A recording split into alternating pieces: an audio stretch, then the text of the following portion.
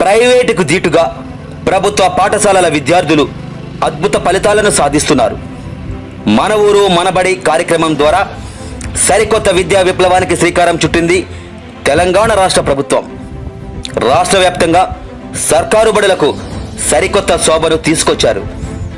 జగిత్యాల జిల్లా మల్యాల మండలం రామన్నపేట ప్రభుత్వ ఉన్నత పాఠశాల అన్ని వసతులతో సర్వాంగ సుందరంగా విద్యార్థుల పాలిట వరమై నిలిచింది.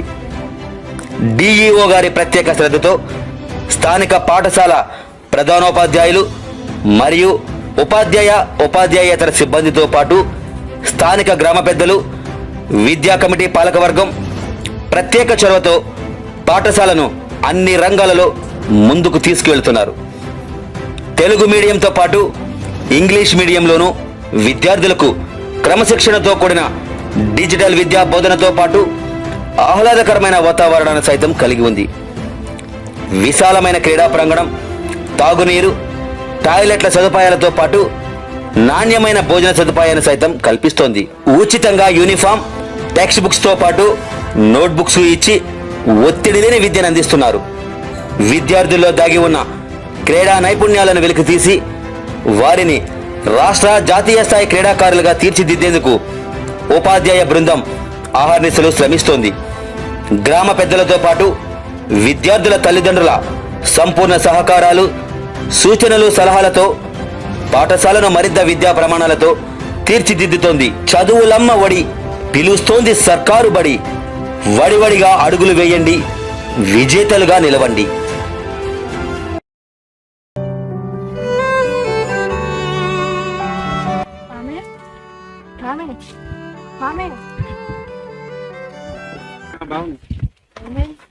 ఇంటి దగ్గర ఎక్కువ కనబడట్లేదు. ఇంటి దగ్గర ఉంటున్నా. మరి చిన్నోళ్ళు అందరు బాగున్నారా? బాగున్నా. చిన్నోడు స్కూల్ ఇప్పుడు హాలిడేస్ కదా, ఇంటనే. ఏమైంది మీకు? ఏం కాలేదు. మరి అట్లా అంటే ఎప్పుడు ఉండే యాక్టివ్ కనబడట్లేదు? ఏం లేదు, యాక్టివ్గానే ఉన్నా. చిన్నప్పటి నుంచి చూస్తున్నాం మేము మిమ్మల్ని. బాగానే ఉన్నా హర్షిని. చిన్నప్పటి నుంచి చూస్తున్నా. ఏం లేదు, ఏదైనా ప్రాబ్లం ఉంటే నేను చెప్పాను నీకు. అలా ఏం లేదు, బాగానే ఉన్నా. ఏదో ఉన్నట్టు చెప్పండి. అయితే చిన్నోని లాస్ట్ ఇయర్ హాస్టల్లో చదువు వస్తుంది, డబ్బులు ఖర్చు పెడితే మంచిగా చదువు వస్తుంది అని చెప్పి నేను హైదరాబాద్లో హాస్టల్ వేసిన. వాడు బాగానే చదువుతున్నాడు కదా ఇప్పుడు? మంచిగానే చదువుతుండు. ఫస్ట్ ఫీజు బాగానే కట్టిన హర్షిని. అయితే ఇప్పుడు ఏమైందంటే, ఇప్పుడు కరోనా మూమెంట్లో కొంచెం అమ్మకు ఆరోగ్యం బాగాలేకుంది, నాన్నకు ఆరోగ్యం బాగాలేదు. ఇంకొకటి ఏంటంటే, ఈ అకాల వర్షాల వల్ల అటు ఇటు పొలాలు కొంచెం దెబ్బతిన్నాయి. వీటన్నిటి ప్రభావం వల్ల నేను కొంచెం ఆర్థికంగా కొంచెం ఇబ్బంది పడే పరిస్థితి వచ్చింది. కొంచెం టైంకు ఫీజు కట్టలేదు. అందరు ఫీజు కట్టింది, ఒక నువ్వే ఉన్నావు అని చెప్పి బాబును ఒత్తిడి తీసుకొచ్చింది. ఇక బాబు మొన్న ఫోన్ చేసి నాతోటి, నాన్న నేను వస్తా ఏడ్చిండు. నేను ఒక్కరిని ఫీ కట్టలేదట, సార్ ఫీ కట్టమన్నారు, లేదంటే ఈ 15th దాకా చూస్తాం, తర్వాత బైహార్డ్ చేస్తామని చెప్పి చెప్పిందట. ఇక అది విన్న తర్వాత నాకు బాగా బాధ అనిపించింది. అందుకే నాకు ఏం చేయాలనో అసలు తోచని పరిస్థితి ఉన్నది. ఇట్లా వాస్తవానికి జాయిన్ అయిపోదు బాబును హైదరాబాద్లో. మా ఫ్రెండ్స్ వాళ్ళ పిల్లలందరూ అక్కడే హైదరాబాద్లో జాయిన్ చేశారు, వేరే వేరే స్కూళ్ళల్లో. అసలు ఎందుకు జాయిన్ చేసిన ప్రైవేట్ స్కూల్ అనిపిస్తుంది. మా ఫ్రెండ్స్ అందరూ ఓకే, వాళ్ళంతా డబ్బులు నోళ్ళు. యాక్చువల్గా నేను కూడా నాకేం తక్కువ అని చెప్పి నేను జాయిన్ చేసిన. అంటే పర్లేదు, ఆ పిల్లల కన్నా ఎక్కువ ఎట్టో కష్టపడి చదివిద్దాం, లేదు ప్రైవేట్ స్కూల్లో చదువు బాగా వస్తుంది కదా అనుకుని నేను జాయిన్ చేసిన.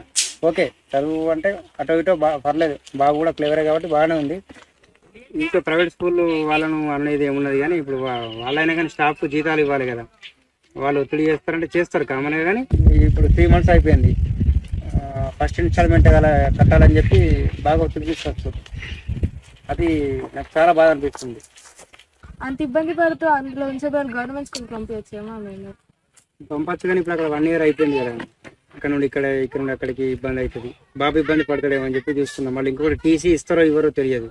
ఇప్పుడు మన రామన్నపేట స్కూల్లో అక్కడ జాయిన్ చేయొచ్చు కదా, మన ఊరు మన బడికి కూడా సెలెక్ట్ అయింది. అది మంచి స్టాఫ్ ఉన్నారు, మన పేపర్స్ కూడా వచ్చింది స్పోర్ట్స్ రకంగా, అన్నిట్లలో బాగుంది కదా, అక్కడ జాయిన్ చేయొచ్చు కదా.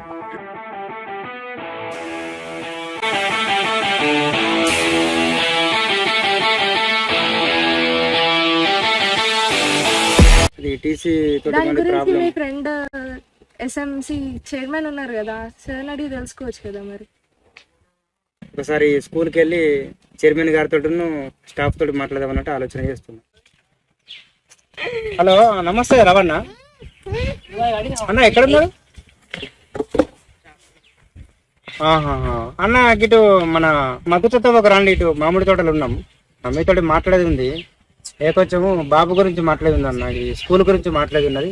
ఒకసారి రండి ఇక్కడికి. ఓకే ఓకే అన్న, ఓకే.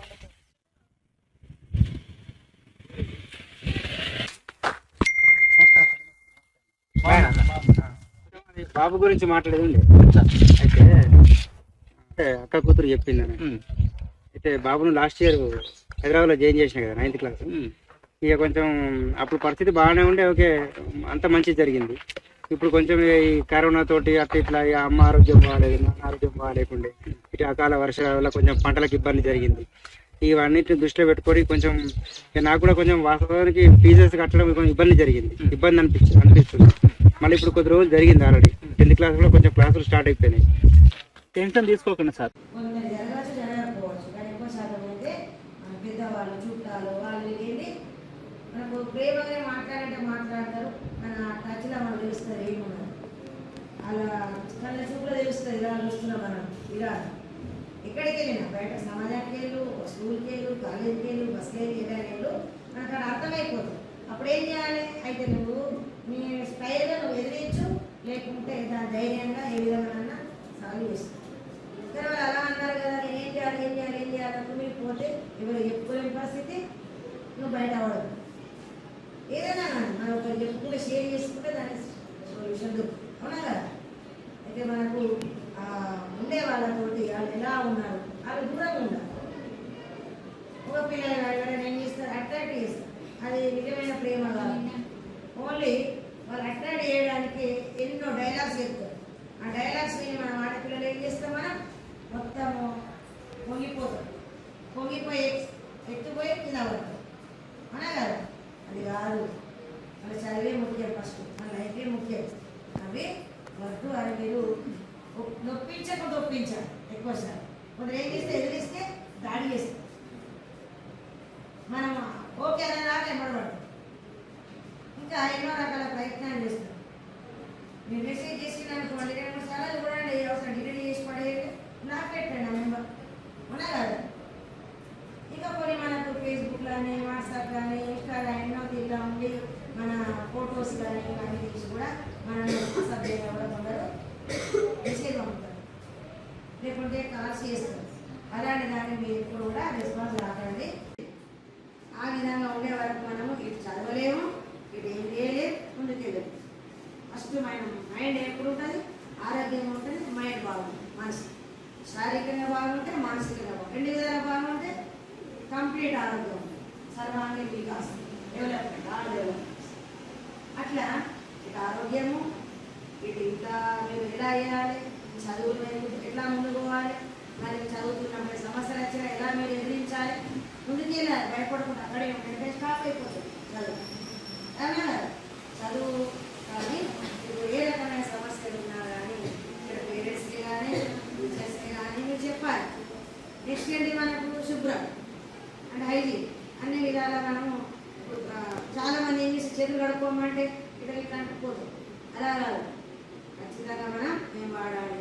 కనీసం సోప్, ఇప్పుడు మనకు ఉన్నాయి కదా షాంపూస్, అన్ని రకాలు వచ్చినాయి కదా, మనం వాషింగ్ హ్యాండ్ వాష్ చేయడానికి వచ్చింది. అవన్నీ కూడా మీరు హ్యాండ్ వాష్ మీరు చెప్తారు, ఇట్లా అని రాసుకొని మొత్తం సేపు ఇటు ఇటు అన్ని రాకి మంచిగా వాటర్ తోటి శుభ్రంగా కడుక్కున్నప్పుడే చేతులు. ఎందుకంటే చేతులతోటే మనం ముట్టిన ఆహారాన్ని మనం తీసుకుంటాం, దాంతో మనకి ఎక్కువ సమస్యలు వస్తాయి, ఆరోగ్య సమస్య. నేను మన శుభ్రంగా ఉండాలి, చుట్టుపక్కల వాతావరణం శుభ్రంగా ఉంచాలి. అప్పుడు మనం మంచి నీళ్ళు పోసి కాపాడండి, వీటిని రక్షించండి.